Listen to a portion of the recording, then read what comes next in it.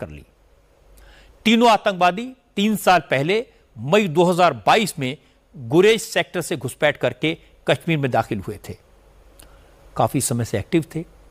Intelligence bureau के पास उनके radio check in के इंटरसेप्ट मौजूद हैं।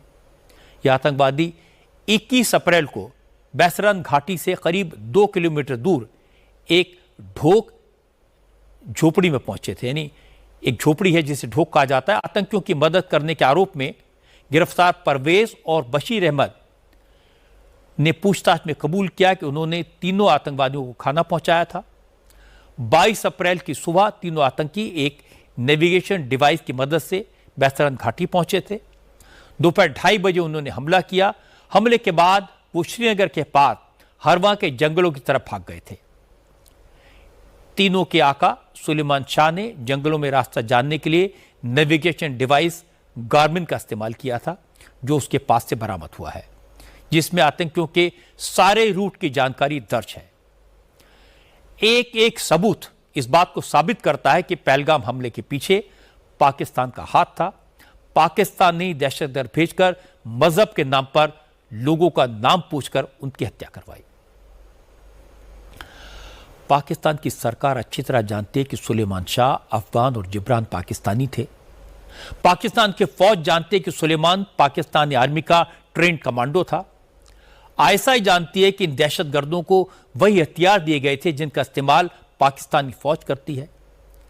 इन आतंकवादियों के वोटर कार्ड मिल गए, माइक्रो एसडी कार्ड से इनके पूरे खानदान का डेटा मिल गया, बायोमेट्रिक्स भी मैच हो गए। पर पाकिस्तान इन सारे सबूतों को नकारेगा। पाकिस्तान अपना कसूर कभी नहीं मानेगा। पाकिस्तान कभी स्वीकार नहीं करेगा कि तीनों आतंकवादी पाकिस्तानी नागरिक थे। इसीलिए अब भारत लव लेटर नहीं भेजता, मिसाइल भेजता है। अब भारत डोजियर नहीं भेजता, पाकिस्तान के आतंकवादियों के अड्डों पर बम बरसाता है। लेकिन इस बात से कोई फर्क नहीं पड़ता कि पाकिस्तान इन सबूतों को माने या न माने। पाकिस्तान की फितरत सारी दुनिया जानती है। फर्क इस बात से पड़ता है कि पी चिदंबरम जैसे सीनियर नेता जो होम मिनिस्टर रह चुके हैं, सच को मानने से इनकार करते हैं। फर्क इस बात से पड़ता है कि हमारे देश में संजय राउत जैसे नेता इस बात पर सवाल उठाते हैं, क्या इन आतंकवादियों ने मासूम नागरिकों से उनका धर्म पूछकर उनकी हत्या की थी। संजय राउत ने आज दावा किया कि पहलगाम में आतंकवादियों ने धर्म पूछकर लोगों को नहीं मारा था। यह सब तो बीजेपी का किया धरा है। बीजेपी ने पहलगाम के आतंकी हमले से अपना नैरेटिव सेट किया। संजय राउत यही नहीं रुके। उनका कहना है कि पहलगाम हमले में मजहब का एंगल डालकर बीजेपी एक और गोधरा कांड की साजिश रच रही थी।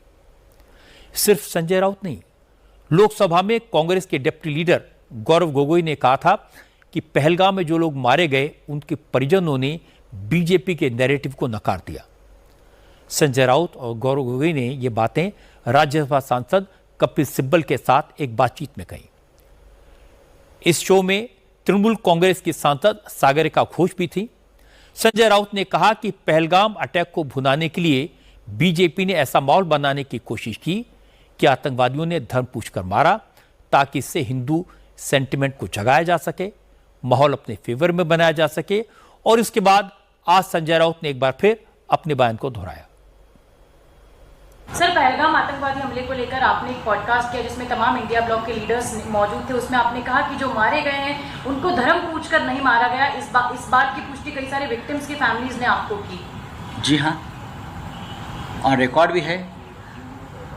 जो एक आर्मी ऑफिसर वहाँ नरवाल मारा गया, उनकी पत्नी ने भी कहा है, हमने भी बहुत से लोगों से बात की।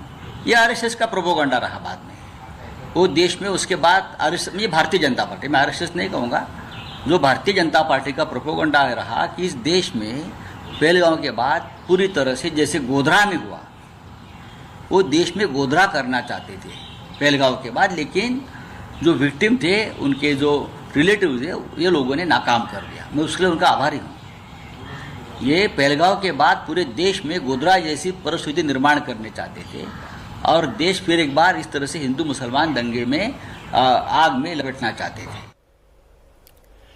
संजय राउत का बयान बीजेपी पर सियासी हमला है, लेकिन उनकी ये बात पहलगाम हमले का शिकार हुए लोगों के परिवारों के दिलों में तीर की तरह चुभी। 22 अप्रैल को पहलगाम में मुंबई के संजय लेले आतंकवादियों की गोलियों का शिकार हुए थे।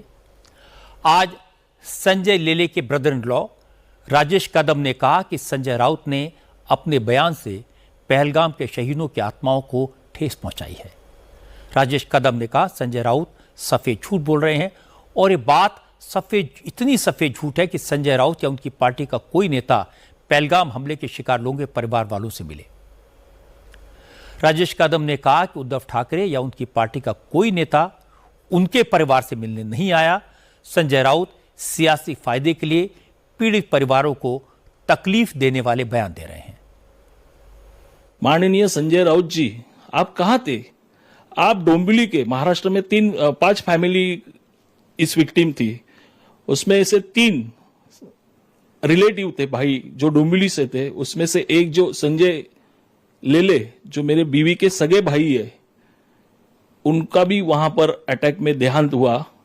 मगर ये तीनों को ना मिलने संजय राउत आए, ना उनके वरिष्ठ नेता, उनके पक्ष के प्रमुख, ना उद्धव जी ठाकरे आए। मेरे साले को, मेरे बीवी के भाई को पूछा गया, जमीन पे लेटा गया था, बंदूक की नोक पे पूछा गया हिंदू कौन है, उन्होंने हाथ ऊपर करते ही गोली मार दी उनके सिर पे।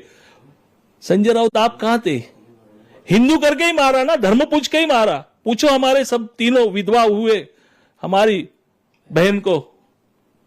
ये धर्म के नाम पे आपकी पॉलिटिक्स आपके पास रखो, हमारे रिलेटिव का अपमान मत करो। ऐसा झूठ बोल के सिर्फ और सिर्फ जो मुस्लिम वोट, कांग्रेस के साथ आप गए, आपको मुस्लिम वोट की जरूरत है अभी, सिर्फ मुस्लिम वोट के लिए ये गलत नैरेटिव मत फैलाओ। संजय राउत को 22 अप्रैल को पहलगाम में मारे गए महाराष्ट्र के संतोष जगदाले की बेटी की बात जरूर सुननी चाहिए।